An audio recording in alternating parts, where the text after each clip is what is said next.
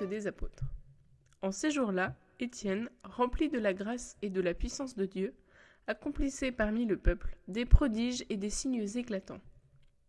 Intervinrent alors certaines gens de la synagogue dite des Affranchis, ainsi que des Cyrénéens et des Alexandrins, et aussi des gens ordinaires de Cilicie et de la province d'Asie. Ils se mirent à discuter avec Étienne, mais sans pouvoir résister à la sagesse et à l'esprit qui le faisait parler. Ceux qui écoutaient ce discours avaient le cœur exaspéré et grinçaient des dents contre Étienne. Mais lui, rempli de l'Esprit Saint, fixait le ciel du regard. Il vit la gloire de Dieu, et Jésus, debout à la droite de Dieu. Il déclara : « Voici que je contemple les cieux ouverts et le Fils de l'homme debout à la droite de Dieu. » Alors ils poussèrent de grands cris et se bouchèrent les oreilles. Tous ensemble, ils se précipitèrent sur lui, l'entraînèrent hors de la ville et se mirent à le lapider.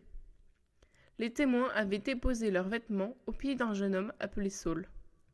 Étienne, pendant qu'on le lapidait, priait ainsi : « Seigneur Jésus, reçois mon esprit. » Puis, se mettant à genoux, il s'écria d'une voix forte : « Seigneur, ne leur compte pas ce péché. » Et, après cette parole, il s'endormit dans la mort.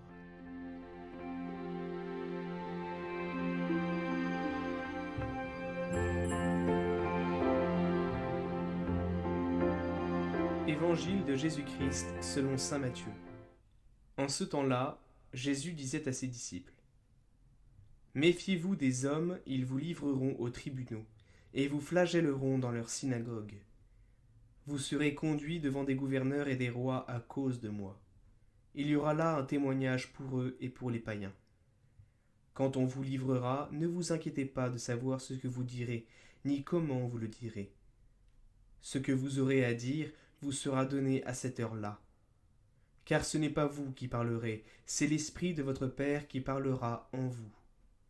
Le frère livrera son frère à la mort, et le père son enfant. Les enfants se dresseront contre leurs parents et les feront mettre à mort.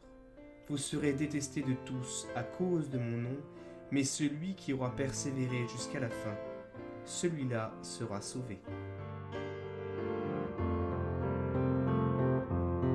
Entre tes mains, je